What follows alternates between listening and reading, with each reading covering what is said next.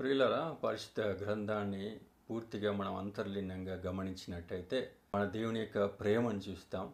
మన దేవుడు మనల్ని క్షమించిన విధానాన్ని చూస్తాం. మన ప్రభు మన కొరకు ఈ భూమి మీద జన్మించి మన పాపముల నిమిత్తం ఆయన శిలువలో మరణించడం, ప్రాణత్యాగం చేయడం, అంతేకాకుండా మన పాపములను క్షమించిన దేవుడిగా మన ప్రభుని చూస్తాం. మన ప్రభు క్షమాగుణం కలిగినవాడు. మన ప్రభు కనికర స్వభావం కలిగినవాడు. మన ప్రభు దయాగుణం స్వభావం కలిగినవాడు. మన ప్రభులో ఉన్న ముఖ్యమైన గుణలక్షణం ఏమిటంటే శత్రువుని కూడా ప్రేమించే మనస్తత్వం, శత్రువుని కూడా క్షమించే మనస్తత్వం. తనను అసహ్యించుకున్న వారిని, తనను ద్వేషించిన వారిని, తన మీద ఉమ్మివేసిన వారిని, తనను సిలువకు అప్పగించిన వారిని అందరినీ కూడా క్షమించినవాడు మన ప్రభు.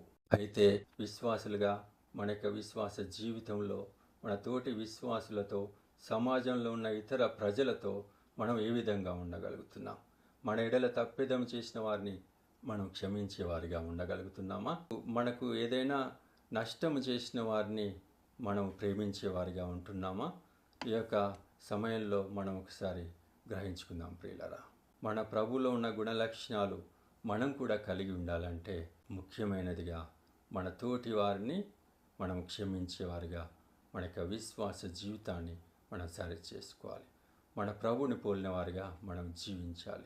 అటువంటి గొప్ప అవకాశము మనం ఉపయోగించుకొంచు ప్రభు యొక్క సంపూర్ణమైన పరిపూర్ణతలోకి నేను రావాల్సిన అవసరం ఉంది. ఒక పరిపూర్ణమైన క్రైస్తవ విశ్వాసిగా జీవించాలంటే మనలో క్షమాగుణం ఉండాలని దేవుని యొక్క వాక్యాన్ని బట్టి మనం అర్థం చేసుకొనొచ్చు. అటువంటి విధంగా జీవించడానికి ఇష్టపడదాం. ఒక స్థిరమైన నిర్ణయం తీసుకుందాం. మన యొక్క విశ్వాస యాత్రను ముందుకు కొనసాగించుదాం. అటువంటి గొప్ప ధన్యత ప్రభు మనందరికీ అనుగ్రహించును గాక. ఆమేన్.